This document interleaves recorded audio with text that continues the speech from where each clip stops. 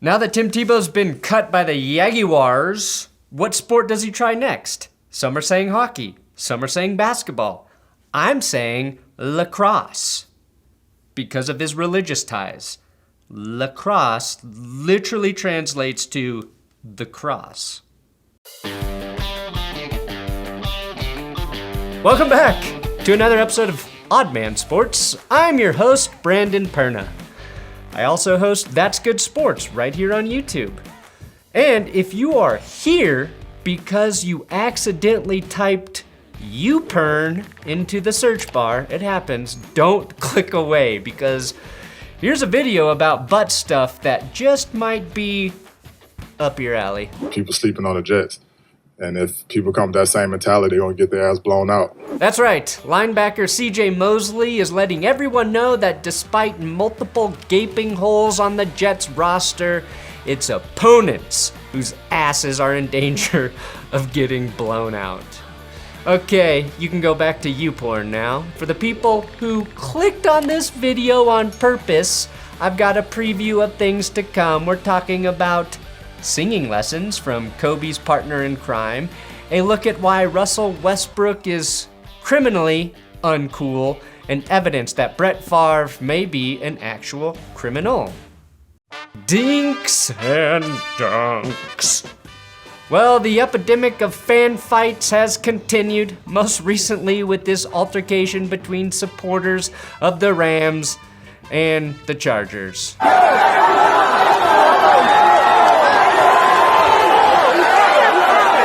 You guys are from the same city. Your teams have basically the same uniforms. What could you possibly be fighting about? We have the 31st most passionate fan base in the league. Oh, no, we have the 31st most passionate fan base in the league. I haven't seen this kind of violence inflicted on an LA crowd since 2012. When Lakers center Pau Gasol sang karaoke at a UNICEF benefit. Lay down a list of what is wrong, things you told them all along. Pray to God he hears you, and pray to God he hears you. Wow, and this is only the second weirdest video of a crooning Pau Gasol, because here he is in a Bulls jersey singing John Lennon's Imagine while watching himself on an iPad singing John Lennon's Imagine. Imagine there's no heaven, it's easy here. Imagine how not from America you have to be to do something this unironic with such confidence. Sticking with the NBA, Disney World announced this week that the NBA experience, an immersive interactive hoops venue, is permanently closing. Said a Disney spokesman, if people in Orlando want a shitty experience that vaguely resembles NBA basketball run by a Mickey Mouse organization, well, the Magic are still here. In other Florida sports news, 7 News Miami scored a big interview with one of the greatest players in basketball history. There is only one Dennis Rodman. I'm surprised I'm still here. Rodman lives in South Florida. This event in Fort Lauderdale, he was like the Pied Piper promoting a beer growing and testosterone product he endorses. Because if there's one guy who screams testosterone, it's a guy with a penchant for halter tops and refers to himself as Bad Boy.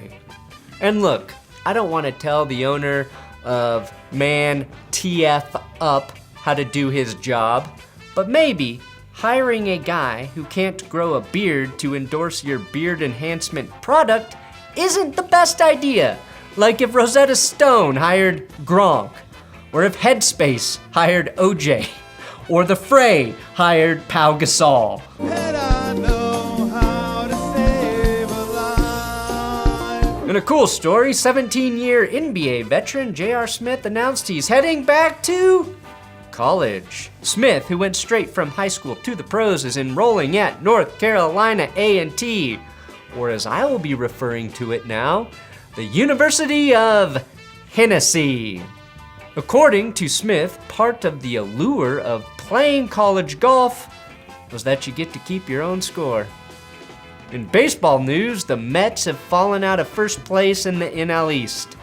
And acting general manager Zach Scott had this to say about the team's recent poor play and what might be behind it. You know, these guys are professionals, and for the most part, they are locked in on what they're supposed to do. But sometimes, you know, it doesn't take much for things to kind of, you know, maybe you're not eating as well as you could. You've got to change some habits, or maybe you're not hydrating enough, even though everyone's on you to hydrate. And I think someone's getting their signals crossed, because from what I've seen, the Mets players like Anthony Banda and Aaron Loop have been extremely diligent about their post-game fluid intake. I gotta ask, you know, I see a Miller Lite there.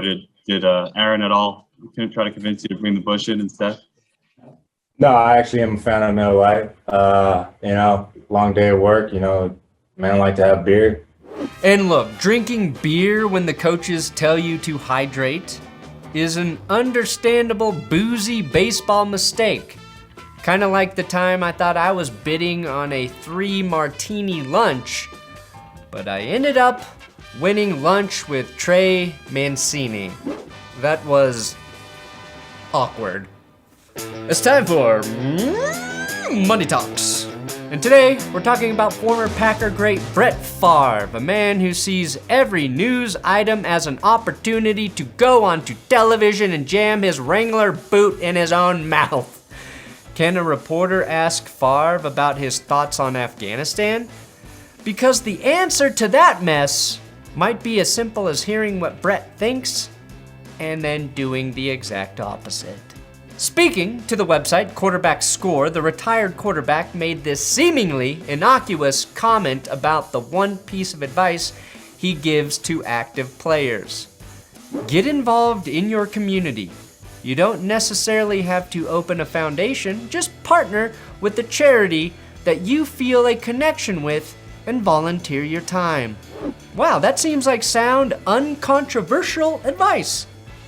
But I'm not so sure Favre is the right guy to be dispensing it, because, as you may remember, a little over a year ago, the New York Times ran a story saying that Favre received $1.1 million from a Mississippi welfare charity for multiple appearance fees and autograph signings. Which sounds like a lot to charge a charity, especially when they were, according to the article, appearances that Favre never made and money that should have gone to needy families. So while Favre's advice may be volunteer your time for charity, what he was actually doing was the opposite, charging monster fees while not doing any of the work.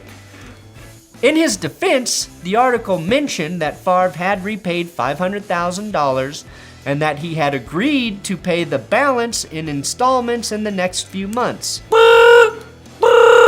No infraction on the play. Wait, not so fast. This play is under review because the Sun-Herald, a local Mississippi paper, recently published the following article. Brett Favre hasn't returned the $600,000 in Mississippi welfare funds as promised a year ago. That was in May, and 3 months later, there's been no sign that he's returned the money. The Favre for Hope charity's logo features a cross in it. And while I'm no religious scholar, I'm pretty sure taking cash earmarked for the poor isn't the most Christian thing to do. So let me give this logo a little refresher. There, that's better. Odd man out. The NBA Summer League is upon us, a chance for fans to catch our first glimpse of the latest rookies, while maybe laying a little cash on the Pistons' money line. Maybe. But for established NBA stars like LeBron James and Russell Westbrook, Summer League is a chance to get themselves back where they belong, in the spotlight. Yeah, look at these guys strutting in. Ooh, big men on campus. Now, my first thought seeing Westbrook sporting a Pearl Jam shirt was, oh my God, I didn't realize he was a fan. I wonder if he's into the early 90s stuff from 10, with its lyrical sensitivity that helped firmly establish the Pacific Northwest grunge sound as we know it. My second thought, though, was I will give $1,000 to Brett Favre's charity if Russell Westbrook can name the lead singer of Pearl Jam. Russ, comment below if you know the lead singer. Now, there are many kinds of uncool in the world. There's nerds, there's Karens, and there's even Kirks. But the lowest on the cool totem pole might be this guy wearing a Ramones t-shirt who doesn't know jack squat about the Ramones. A good example of this guy, our old friend Bill Simmons. And I don't mean that figuratively. I mean literally, as Jimmy Kimmel was quick to point out on a podcast. I want to know where you got that Ramones t-shirt. My wife bought it for me. Is that one of those like $90 rock and roll t-shirts? Not. Oh yeah. No. Do you like the Ramones? Huh? He said, do you like the Ramones? It's like the t-shirt. You're not allowed to wear a t-shirt of a band you're not into. In Westbrook's defense, at least he wasn't wearing a Ramones t-shirt. Wait, what? Oh God, no. He was also photographed in a Ramones t-shirt. London Calling, they want their rivals back. It turns out that over the years, Russ has also rocked Iron Maiden and Slayer t-shirts. And look, maybe he's into Hallowed Be Thy Name and Angel of Death, but I kinda doubt it. And to prove how unlikely it is, I've taken recent footage of Westbrook dancing at a YG concert and replaced the audio with death metal.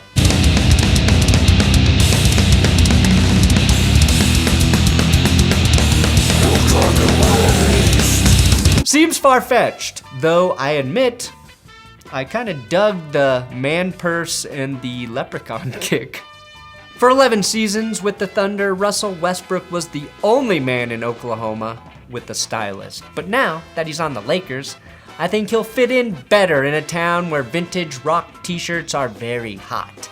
Unfortunately for Russ, the other big trend happening now, being able to make a jump shot. All right, that's it for today. Tune in next week as I share more details from my unforgettable lunch with Trey Mancini. Oh, what a gossiper that guy is. No, he seriously never shuts the fuck up.